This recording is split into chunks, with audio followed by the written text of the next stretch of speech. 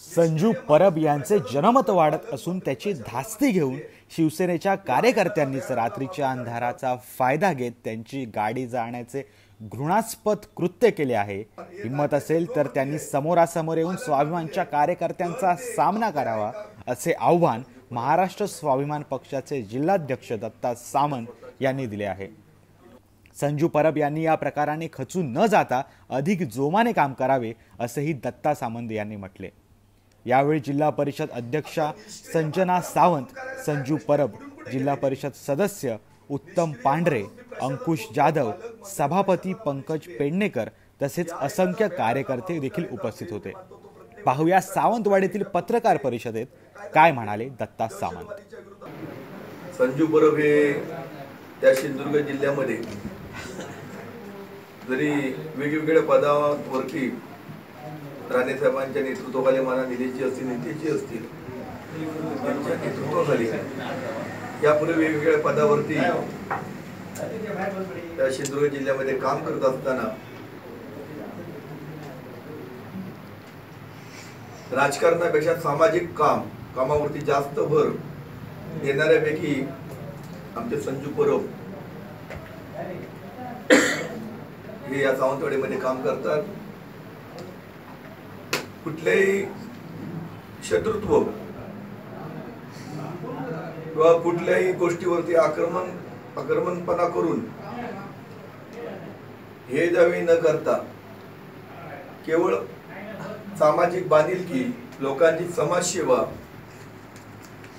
आणि राणे साहेबांना असलेलं अपेक्षित काम, सर्वसामान्य जनतेचे प्रश्न सोडवणे, त्यांच्या वेळेला धावणे, त्यांच्या मदतीसाठी धावणे, अशा वेगवेगळे उपक्रम राबवून त्यांना मदत करण्याचं चांगलं काम या ठिकाणी करत असताना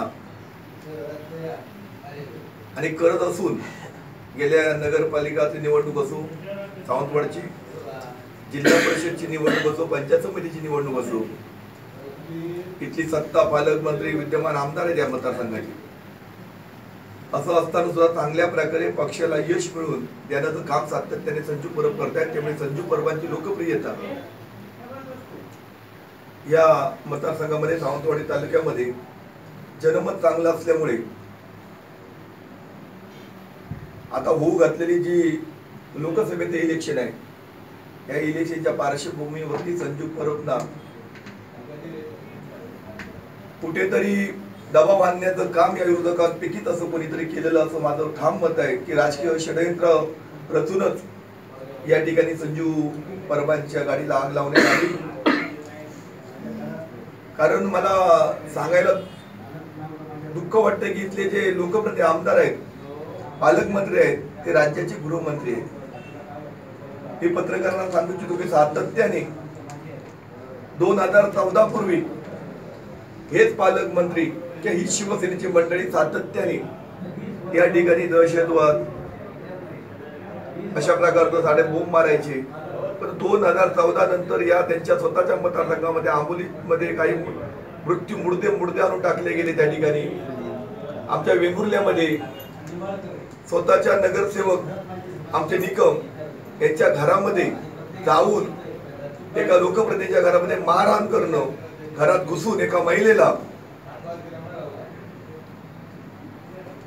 सावंतवाडीमध्ये नगराध्यक्ष बबन साळगावकर यांची गाडी फोडणं, याला आता माझ्या माहितीप्रमाणे 1-1.5 वर्ष होऊन गेलंय, 6 महिने होऊन गेले।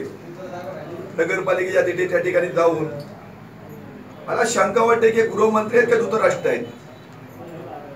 कारण एवढे स्वतःच्या मतदारसंघ राज्यामध्ये सोडा, स्वतःच्या मतदारसंघामध्ये जे घटना घडत असताना एकाही घटनेचं पोलीस तपास लावू शकत नाहीत।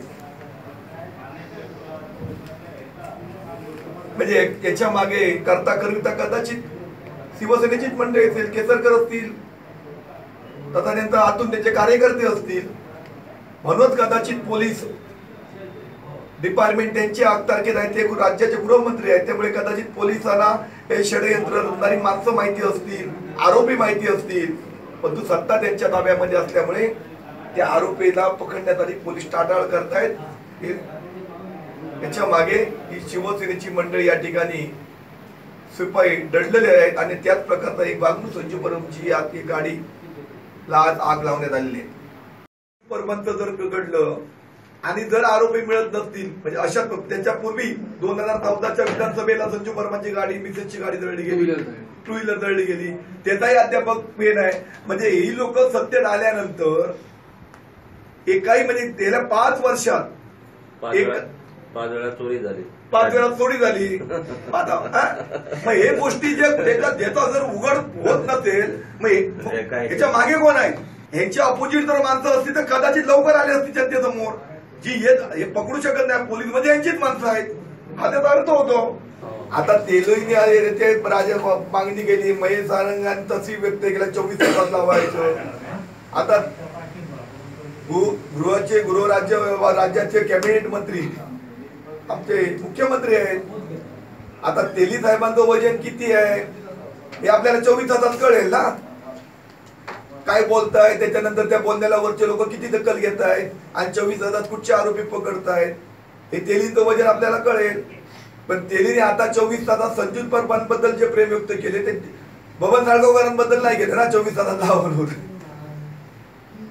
याच्या पूर्वीची घटना 6 महिन्यापूर्वीची घडली, त्यावेळी जर तेली साहेबांनी आता जर सांगितलं होतं की 24 तासात नगराध्यक्षांच्या गाडीची तोडफोड करणाऱ्या आरोपीला पकडा, तर आज हा प्रकार घडला नसता.